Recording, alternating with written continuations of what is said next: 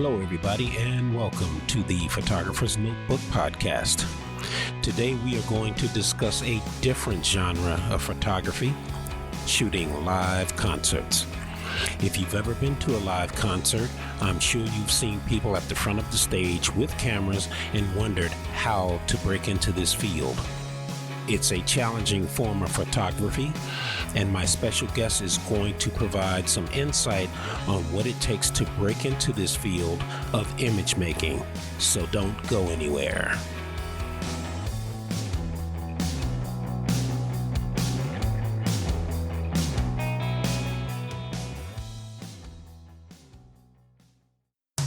You're listening to the Photographer's Notebook podcast, the destination for inspiring photographer interviews and conversations. On every episode, we bring you photography tips and tricks to bring your photography to the next level.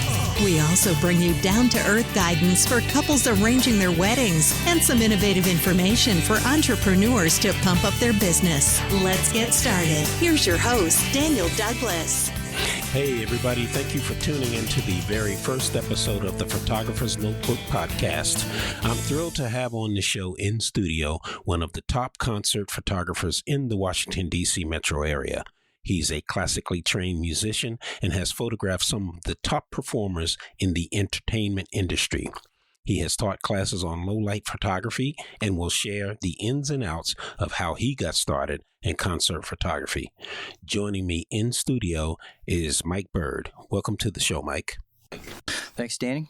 Appreciate you bringing me in for your very first podcast. It is an absolute honor to be here, my friend.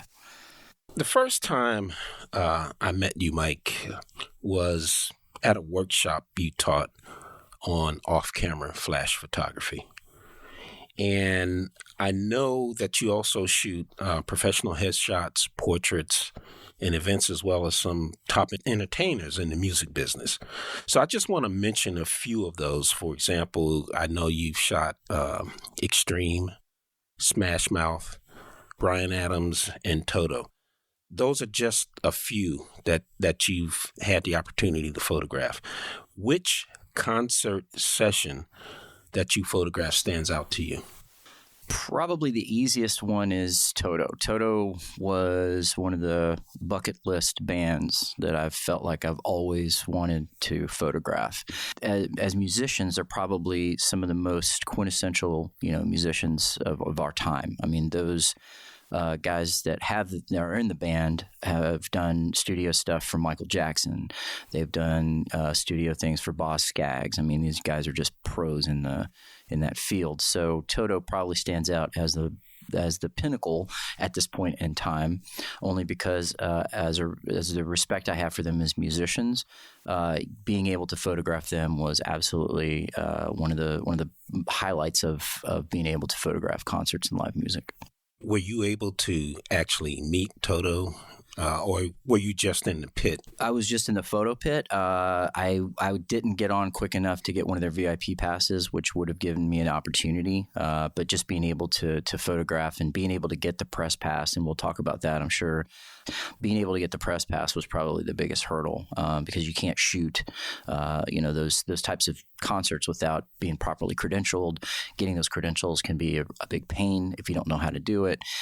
So just getting that, I was happy. But you were just happy I was just happy to be there. I mean, to be perfectly honest. I mean, these guys are like legends to me in the music world, and being able to photograph them and come away with some really amazing shots that I thought were really, really good was just the highlight. Mike, I read your bio, and you were born in the southern half of the United States. Mississippi. And you spent 4 years as a child living in Spain. Give us a little bit more about your background. Was brought up in a very tight-knit family, very Southernist-esque, if you will. And when I was 11 years old, my dad was former military, and he stayed in the Department of Defense. We had an opportunity to move to Madrid, Spain, where we were stationed for roughly 4 years.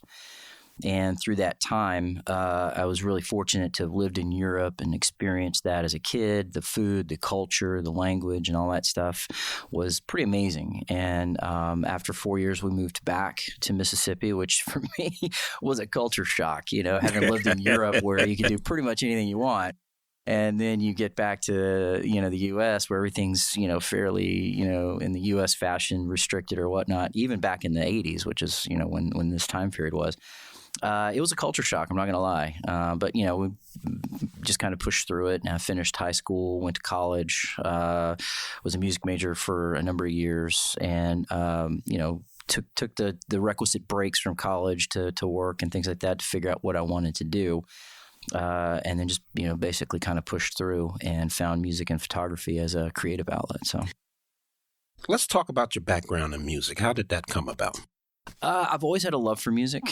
Growing up, I listened to bands that probably were a little more adult-oriented than people my age were listening to.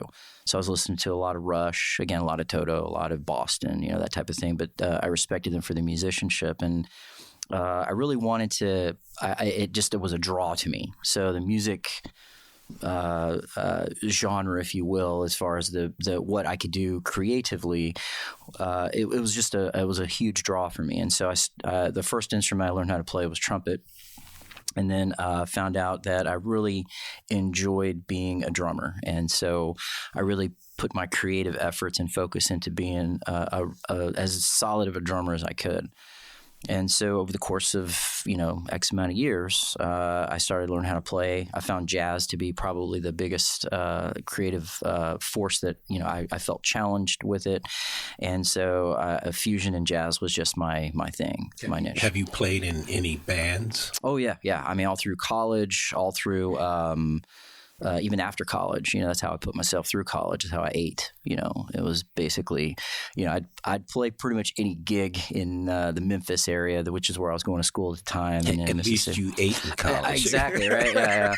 So I was a starving musician, but, I was able to at least sustain myself in some way, shape, or fashion through other odd jobs and things. But playing was always my first go-to. And so whether it was a dive jazz bar at a hamburger joint, or playing bigger venues, I enjoyed playing. I enjoyed the effect that creativity had on people. And, you're sitting there as a drummer and you're laying down a backbeat or something and everybody's just grooving to. There's just absolutely no feeling like that in the world. What kind of venues did you play? I mean, what were they, just like joints somewhere? And in between, everything in between. So the largest venue I played was roughly, I want to say, if I remember right, it was roughly around 5,000. And then I played, that's pretty big. It's not bad. Yeah, it's not bad. There was some college gigs that they were, that they put on where they rented venues and they brought in multiple bands. And it was, back then in Memphis, it was a big deal. I mean, Memphis, Nashville, those are some of the music cities of the country. And so I played those, and then I played the dive bars. I played where, people were in there, and it was a hamburger joint, and I had to cram what I could on my drum set, in this corner of a dive bar and play the best that I could with, 2 or 3 or 4 other people that were playing in the band with me. And it was just, you made the best out of it. If I made $50, I made $50. If I made enough to eat or they paid me in food, I was able to eat that day, And anybody that's gone to college and, kind of understands the financial strappings of that can relate. But it was, I enjoyed equally playing in those dive bars as I did the bigger venues. Did you play any venues locally? Here in DC? Yes. No. I just basically, when I moved up here back in 2003, I was playing, but it was just basically to keep my, it was for my own kind of pleasure, I guess. And I really enjoyed it up until, my son was born. So we needed the room to make a nursery out of it. So there goes the drum set. And it's kind of one of those things where I look back on fondly. It's not something I'm going to ever write off. I think in due time, I'll probably play again. But for the time being, between the photography, your regular day job, raising kids and things like that, it's a full-time job in that of itself. So I'll put that on hold for now. That's interesting. So what really compelled you to be a photographer? You you're into music, you're classically trained. So what was the motivation? What compelled you to become a photographer? So one year I got a birthday present, which was a Canon Rebel kit camera with a kit lens on it.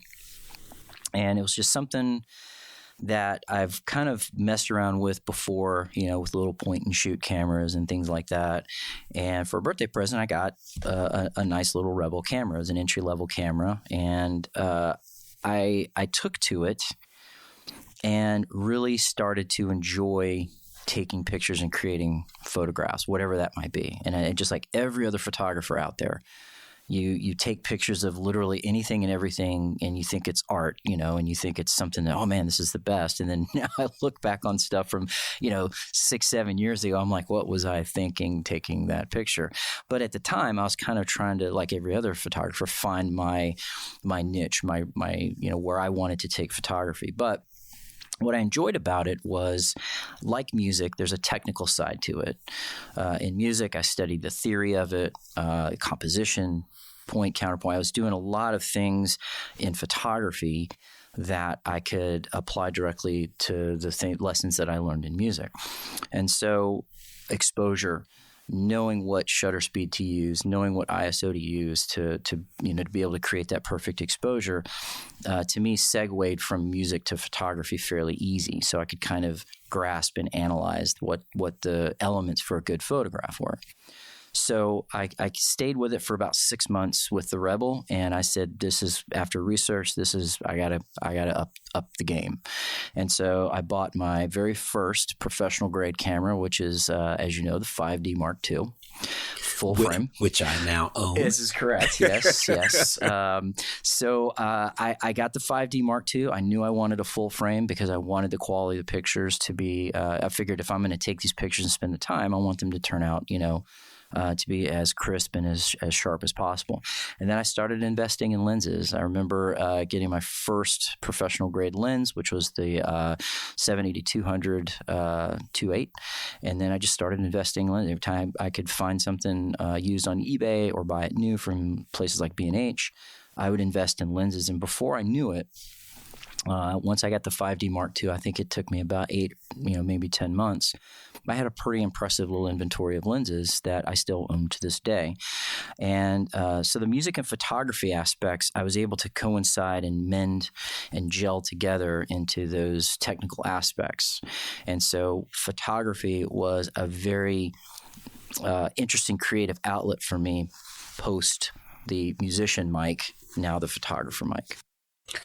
You and I kind of mesh and gel in certain ways. We're both gearheads. And when I took your off-camera flash workshop, and just to give a short background, because the story is not about me, it's about Mike. I've been shooting since the days of film.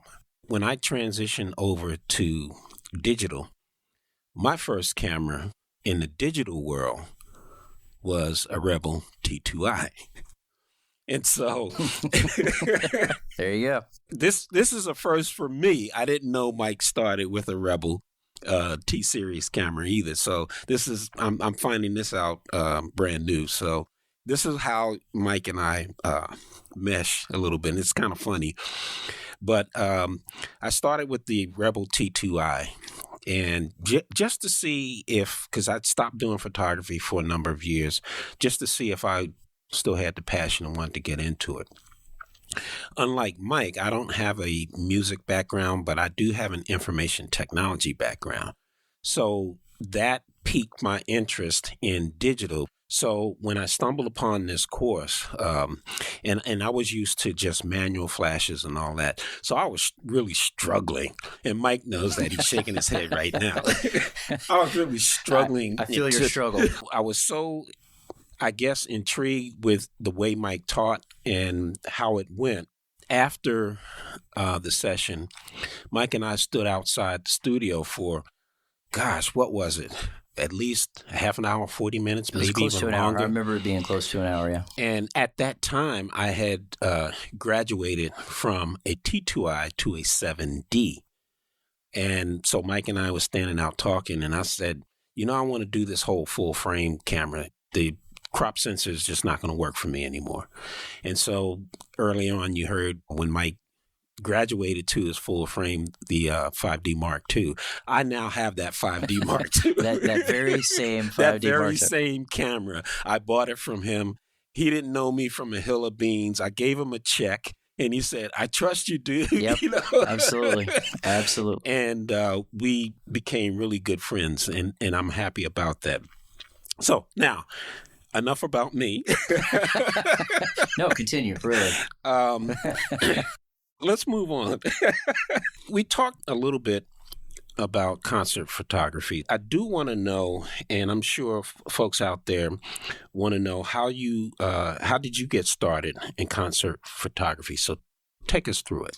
So it was a perfect storm, if you will. Like every photographer, I think I mentioned before, you're trying to find your niche. Do you want to do travel? Do you want to do commercial product photography? Do you want to do strictly portraiture and things? And you can relate to this because you and I were some of the founding members of Union 206 way back in the day. We were studio members, and I was using it to do model headshots and things. And I did enjoy the studio aspect of it, but I found event photography in particular to be very rewarding. I like the pace of it, and I like the fact that it forced me to know my craft on a level that a lot of people tend to maybe discount because if they're in a studio, they have, it's a studio. You have ultimate control.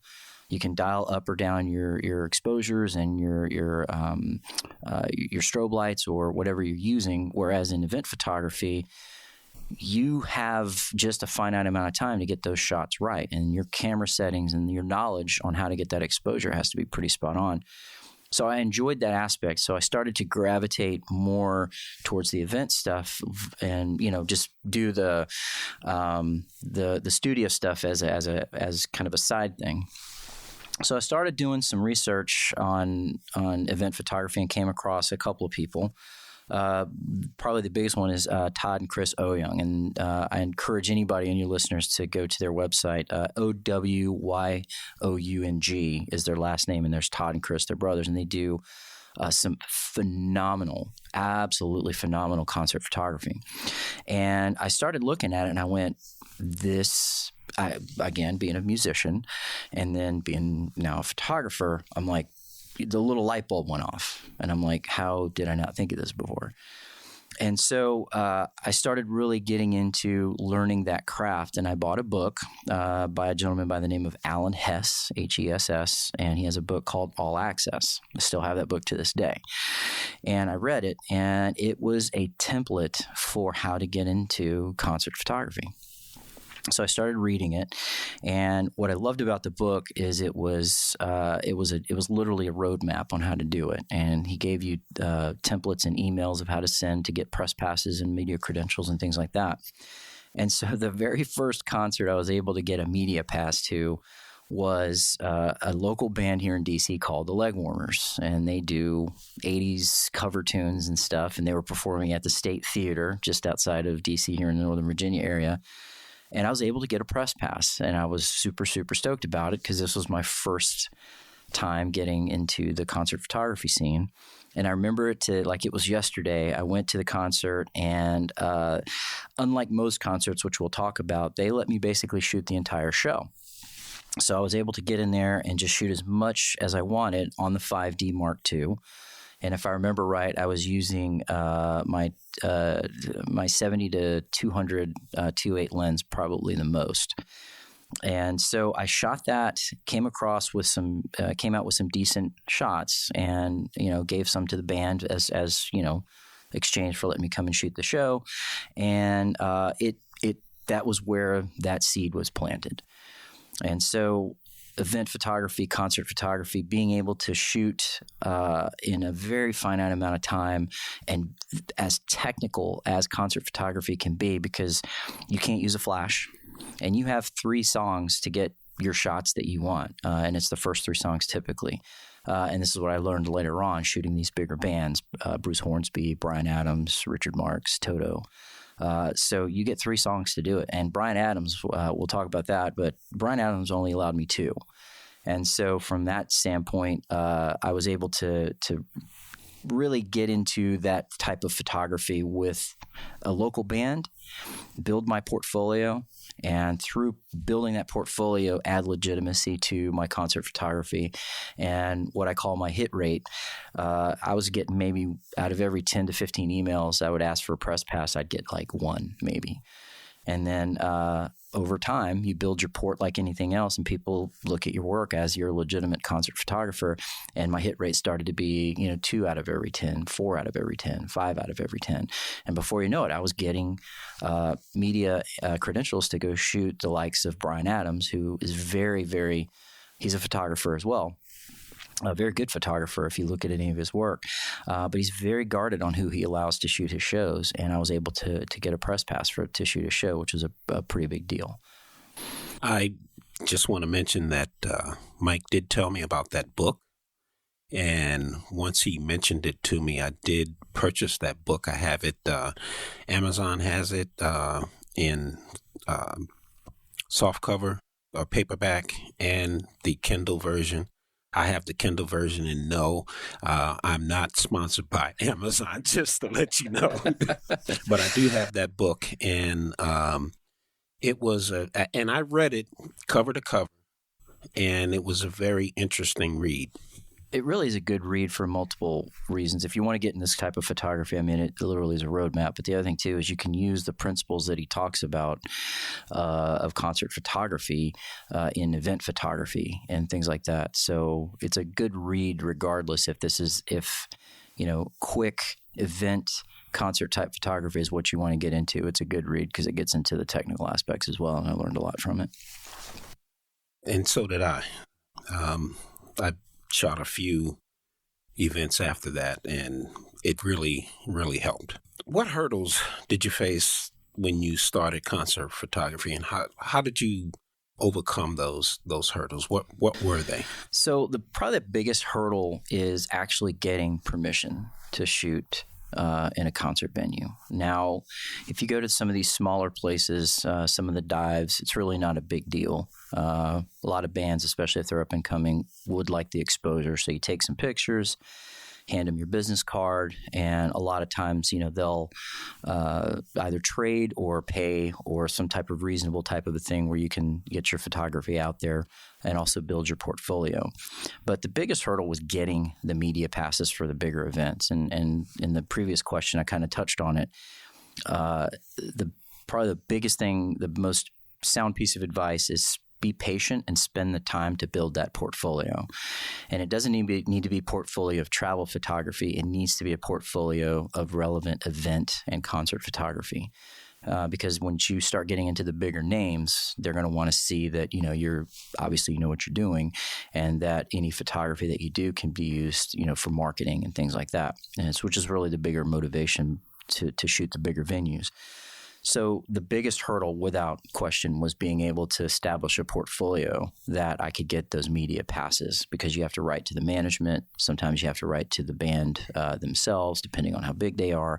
And then they make the ultimate determination of whether or not you get a media pass, because you show up with a professional grade camera to a place like National Theater. I shot Bruce Hornsby at Wolf Trap. These are large venues. You have to get a media credential. So that's probably the biggest hurdle. The other hurdle that I faced with, to be honest with you, is learning how to get shots without using a flash in a low light, type of a photography situation. Because while the stage is well lit, you have to meter all of that subject, whether you're shooting a drummer, a guitarist, a lead singer. The way you meter that particular shot is going to determine whether or not you're overexposed, underexposed, or your exposure is dead on and something to work with. Let's talk about that for a minute, because when I reached out to you about that, because I went to a local dive and I was just sitting there, and for no particular reason, and I just started talking to the bartender, and the bartender, asked me what I said. Well, I'm a full-time photographer. And he said, well, we do events here. And I gave him my card, and he pulled out his cell phone, and he started looking at my website and looking at some of the images. And he said, are you going to be here for a minute? And I'm like, yeah, sure. I think it was a Monday night. I was there watching the Monday night football game. He said, if you can wait about 20, 30 minutes, the owner wants to talk to you. So he came out and he said, yeah, the bartender showed me some of your images, and I'm interested. We have events here. And so the first one I shot was a local group, I believe out of Baltimore. I don't remember. April Sampe was her name. And so I had no idea what the heck I was supposed to do. I did know that I can't use flash. So I reached out, I sent a text to Mike, and I said, dude, can I talk to you for a minute? And so he started giving me some tips on that. And I had the 5D Mark II at the time, and a 70 to 200, 2.8, and a 24 to 70 lens. Those were the two lenses that I took with me. I have others, but those were the two that I brought with me. So I said to Mike, this is not a big stage. It's a dive place, pretty nice, but the lighting is terrible. And so he gave me some tips, and I believe, correct me if I'm wrong, I sent you a cell phone shot. You did. Okay, yes, just to give you an idea. And that helped a lot, because then I could kind of take a look at what you're dealing with and kind of tailor make those tips based on that lighting scheme, yeah. So using that as a scenario, go ahead and talk about, because you just mentioned about the lighting situation and not using flash. So I'm suspecting that the folks out there saying, okay, well, I want to go in and shoot these groups in these local dives, and their lighting is just like Daniel described. Okay. And even though this was a local group, I was asked to come back. Yeah. So there was a few that was able to pop off there, made no money for it. That is the way we have to do it at first, right? Yeah. With that scenario, maybe you want to give some tips on that. So it's probably the biggest thing I can tell you is the reason why Daniel now has my 5D Mark II is because what I found out is shooting with the 5D Mark II, my ISO at the higher levels was really, really fairly noisy. And so when I would try to remove the noise in Lightroom or in Photoshop, it inherently it just softens your picture a little bit. So I needed a camera that I could push the ISO, because if you've ever been to a concert, which most everybody has either seen them or been to them, they can be fast moving. The singers, the guitarists, they run around stage. So your shutter speed, typically I don't shoot any less than right around 1/125th, 1/180th of a second, just because I need to freeze that. And even sometimes, depending on how fast you're moving, it's still blurry. So the byproduct of that is I have to bump my ISO up because I'm already shooting wide open anyway.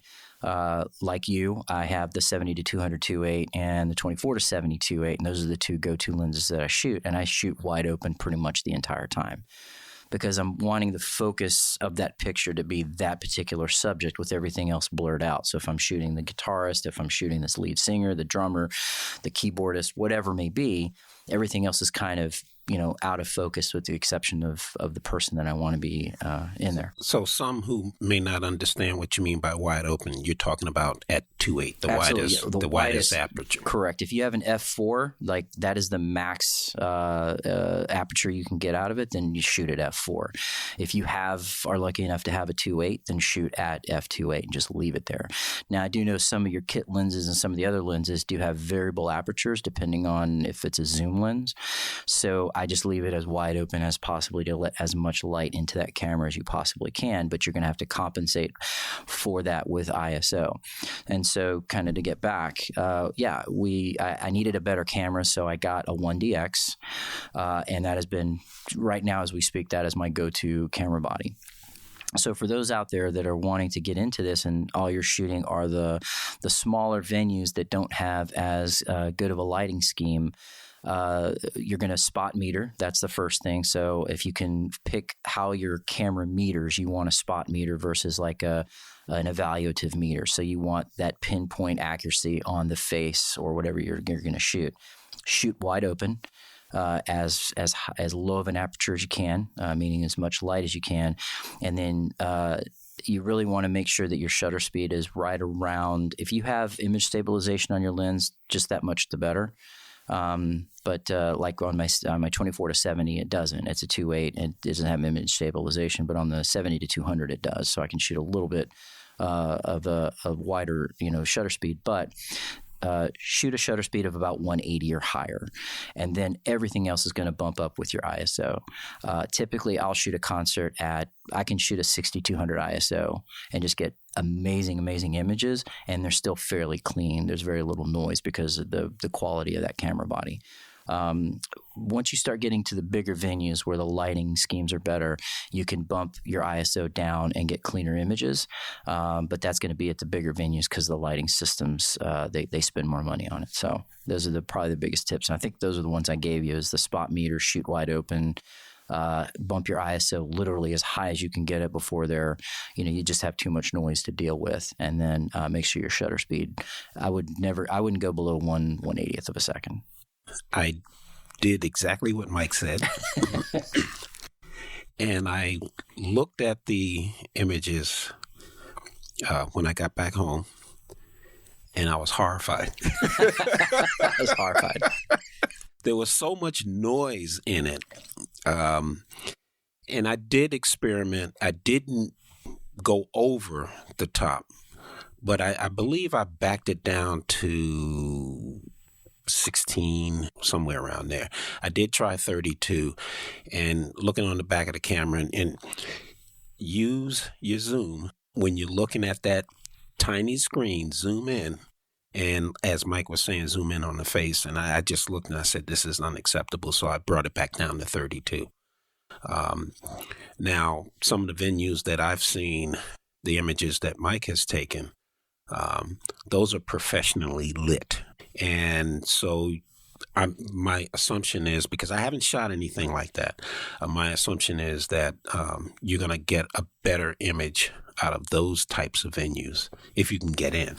If you can, but the other thing too to remember is that the lighting also is focused on whoever is playing at the time. So if it's, for instance, a guitar solo, the lighting is going to be fairly good on that particular soloist. But what if you're panning to the drummer and there is just a phenomenal shot of the drummer? And I think there was a picture on my website of Extreme that I took of the drummer. K-Fig is his name. And that was a completely low light situation that I just saw a shot and I said, this is a great shot. And I clicked it and it turned out well, but I had to immediately dial up my ISO on the fly to be able to get that shot. Otherwise it would be underexposed because all of that lighting was focused on, I believe the lead singer at the time, but there was this shot of the drummer that I really wanted. And so being able to make those on-fly adjustments quickly brings your concert photography to the next level. And as the more you shoot, you're going to figure out that rhythm. Because again, you only have 3 songs to get that shot. And my hit rate went from, I would shoot, let's say 600 exposures. My hit rate went from maybe 5 of those 600 that were usable to I would get, 20, 30 out of that 500-600 shots. And so I was coming away with a lot more usable images as the more experience you got shooting those that type of photography. However, you're absolutely right. You need to mess around with your camera. You need to know where those dials are. I read this somewhere. I wish I could give credit to where credit is due, but I'll paraphrase it. It's like driving your car. You know where the gear shifter is. You know where the pedals are. You know where the horn is and the blinkers and the washer, for the wipers.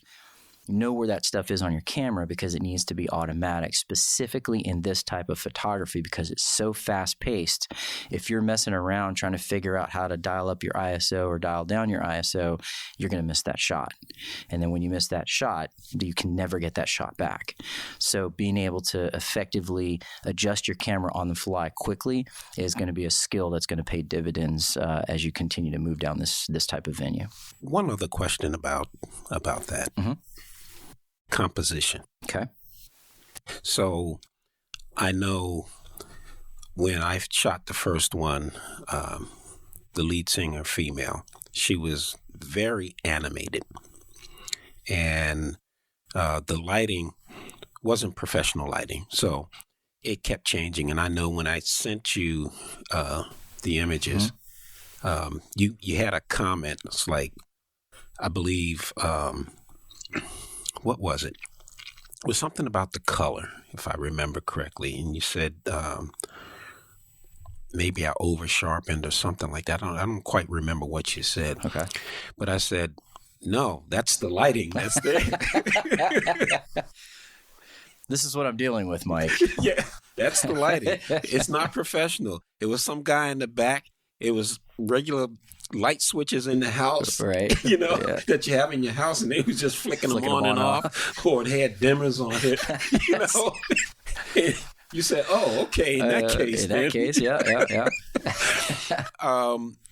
But you did mention a couple of things about my composition, and be honest with you, I wasn't thinking about composition because things were moving so fast. But what I did want to do was that the drummer wasn't on a riser, which they usually are. And I got a couple of shots. I didn't send you the one on the drummer because they stunk. Okay. But Fair I enough. did send you one of the bass guitar player. Yep. And I sent you one of the keyboardist. I remember that one. And the shot was for the bass guitar player. It was a couple of shots. Mm-hmm. One strumming the strings only, and then a wider shot of him. But sent you one of the keyboardist. I don't know if I had the image of him. Was it wide or? I think it was the one you sent me was a wider shot, if I remember right. Yeah. Okay. So, do you think about composition when you're shooting? Because this is, and even in a dive, it's fast. Very fast. It's very fast. And I had the opportunity. There was no pit because Mike was saying, "Well, you're going to get in the pit. What's a pit?" Right. And you explained that to me. I'm like, no, it's not like that. Let me send you a photograph of this place. So, composition. What's your tips on that, and do you think about it when you're shooting? At first, I didn't because I'm like you. I was more concerned about exposure because I would kind of spot check, on the viewing screen in the back of the camera to see if I was overexposing or underexposing. So composition kind of, for my first couple concerts, went completely out the window. As I started to get more comfortable with the camera, composition became, again, as important as getting the exposure. So here's a couple of tips. If you're shooting the guitarist, make sure the entire guitar is in the shot. You don't want to cut the neck off. You don't want to cut the body of it off. If you can compose your shot, whether you're doing portrait or landscape orientation, try to get the entire guitar into the shot. It's just more pleasing to the eye. If you're shooting the drummer, try to get one, if not both sticks somewhere in the frame. Because while, yes, he's sitting behind a drum set, most of the shots, like, again, Alan Hess, Chris and Todd, if you look at the shots that they've done, the composition that they have conveyed in their photography really is pleasing, and because the drummer's tools to play his instrument are the sticks, it's a good idea to have those one, if not both of them, in the frame. So I kind of took that rule of thumb, if you will. With the keyboardist, I try to get as much of the keyboard in the frame as well. There's a great shot on my website of Bruce Hornsby playing at the Wolf Trap, and it's probably one of my better shots, particularly from that concert. And I really enjoyed it because I got as much of that piano, and that's what Bruce Hornsby is known. That's his thing. So you want to try to lend what you're conveying based on that picture and compose accordingly. And so when you're shooting concerts, make sure you get as much of that person's instrument in frame as possible. If you're cutting the neck off for the guitarist, granted, there's some great shots where not the entire, guitar is in frame. Just use it as what I do, as, again, kind of a guidelines to compose your shot. And I shoot probably about half and half. I'll shoot landscape and portrait because I want to lend depth and I want to lend spatial kind of awareness to the shot when I shoot landscape. When I shoot portrait orientation, all I'm doing is focusing on that particular subject that I want in the frame. And so I'll try to compose that shot where I get as much of the instrument, take the background out of it because you do have, amps and chords and all kinds of different things. Sometimes you can get rid of it in post. Again, Photoshop's gotten really good with their content-aware, software. But on a whole, I've really come full circle in that I try to get as much right in the camera so I don't spend 4 hours on one shot in post trying to remove a bunch of stuff or try to correct the exposure levels or whatever. So from the composition standpoint, those are several tips that I've taken that I think have kind of really paid dividends for me. And all of those tips helped me out. I'm glad. So before we wrap up here, I want to change gears a little bit and ask you, where are you taking Mike Byrd photography these days? So I've taken a bit of a break, as you know. Your daily life kind of gets in the way of other things. So I will never give up photography. It's something that is a passion of mine. I still have all of my studio gear. I still use it. I've more focused on the private clients, doing the headshots, doing some of the executive portraiture type stuff.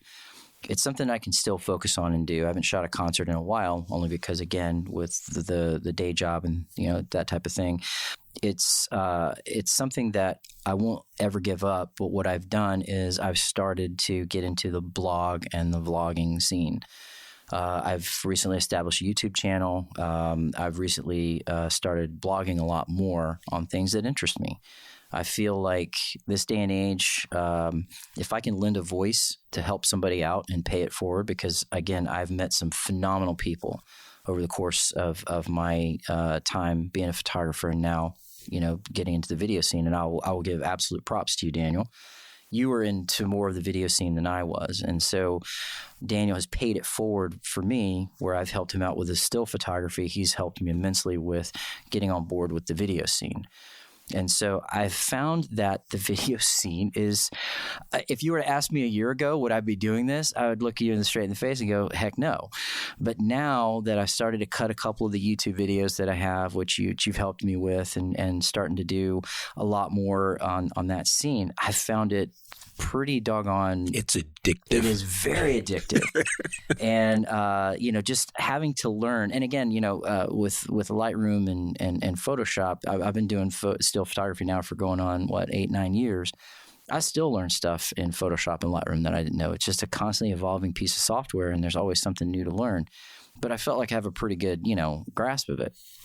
Fast forward to today, I'm learning Adobe Audition and Premiere Pro, and it's just basically like learning a brand new Lightroom and a brand new Photoshop, but being able to, again, create something, and it's got motion to it and sound and music and dialogue. It's pretty doggone amazing. So I've really started to take to this whole video thing a lot more, and I've found it pretty doggone rewarding to be able to create something that people watch and enjoy and get something out of.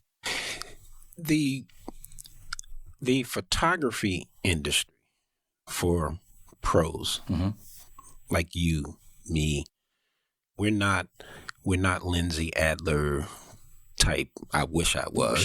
Joe McNally. Joe McNally, Matthew Jordan Smith. Exactly. Peter Hurley. Yes, Peter Hurley. Some of the folks that we like. Yeah, shabam. Yes. Video, motion. And you use the term motion, and I like using that term, motion. I feel that still photographers today, if they're not getting into motion, they're doing themselves a disservice. That's just my opinion on it. I do know some pro photographers, and I met a few, that they will either have someone who does videography shoot their behind-the-scenes session. I've had some photographers tell me, professional photographers said, that they will do time-lapse of their studio sessions and hand those off to their clients and say, not just the portrait clients, but we're talking about commercial as well. So in your opinion, how important do you think it is, since you just started doing video, and I know Mike and I were texting each other back a few weeks ago to 2, 3 o'clock in the morning. Absolutely. So how, now that you've done that, how important do you think motion is for a still photographer? I would say, like you said, unless you're the Joe McNallys, unless you're the Scott Kelbys and the Peter Hurleys and the Lindsay Adlers, and you're making just a great living shooting those stills, I think photographers nowadays, because at least here in DC, as you know, it's such a saturated market.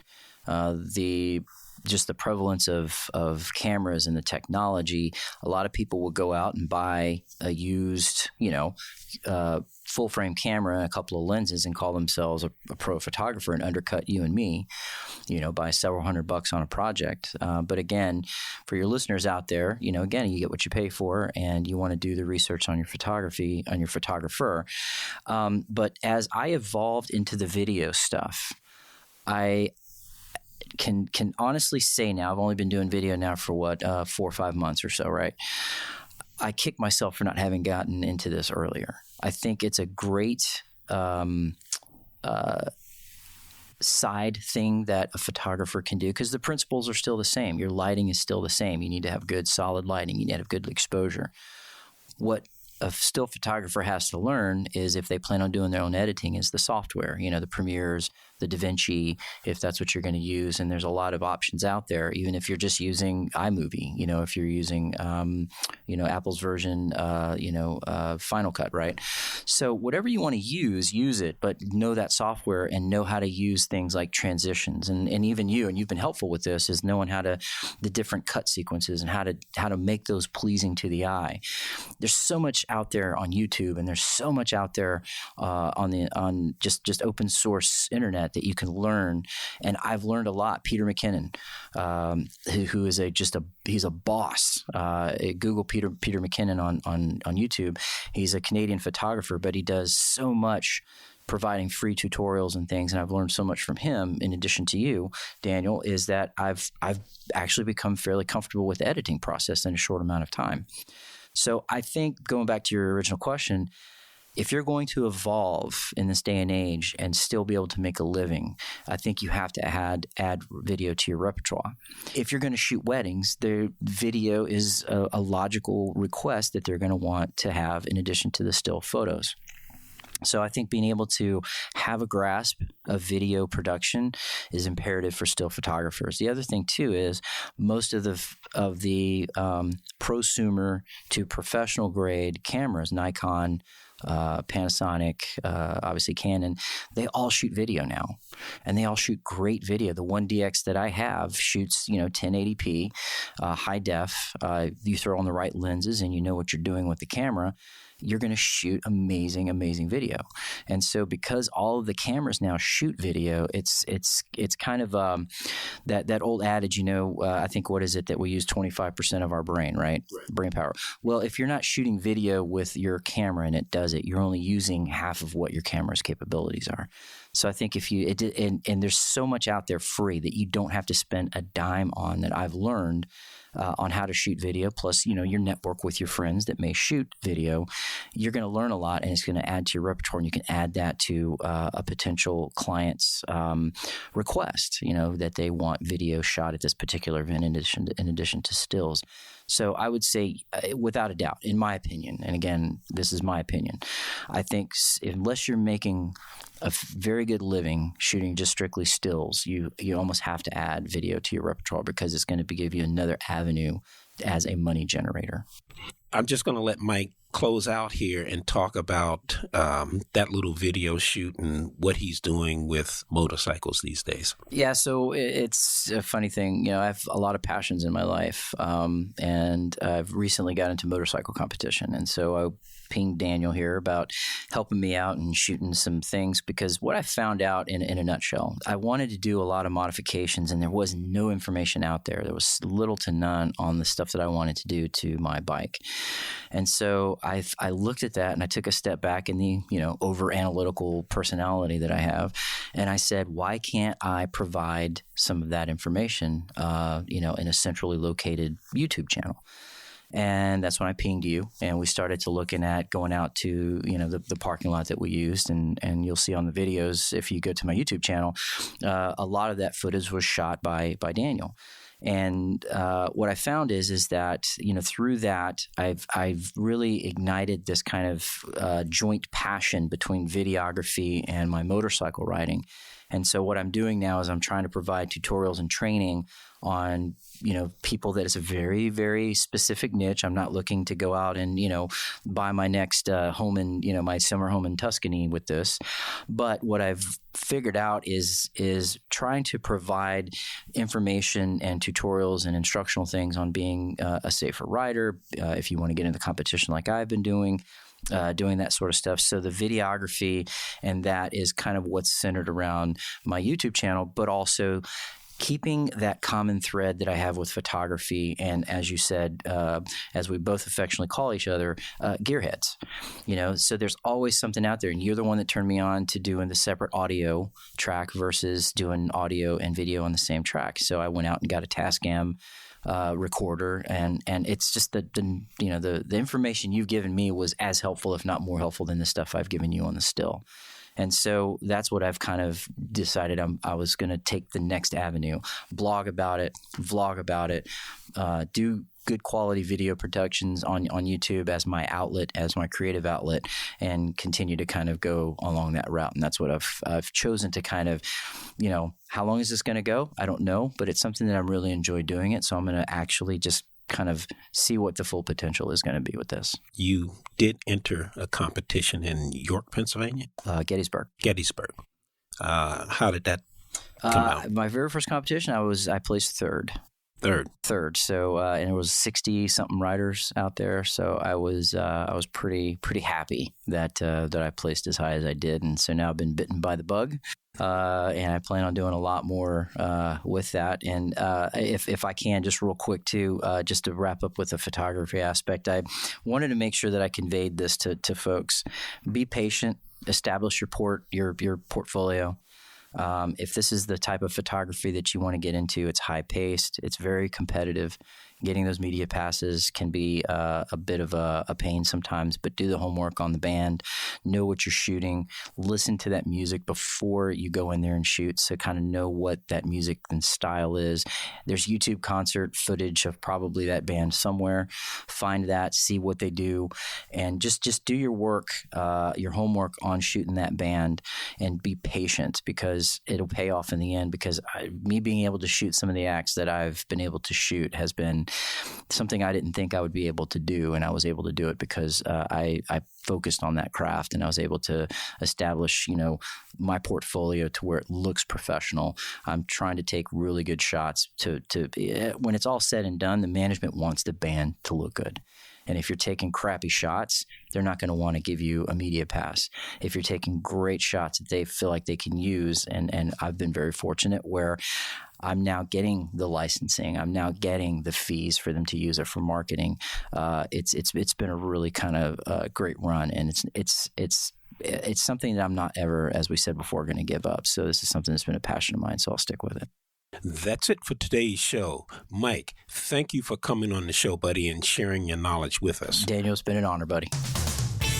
Subscribe to the show and check out the show notes for all the links on today's show. Until next time. Thanks for listening to the Photographer's Notebook podcast. Be sure to visit thephotographersnotebook.com to join the conversation, access the show notes, subscribe, and discover our fantastic bonus content.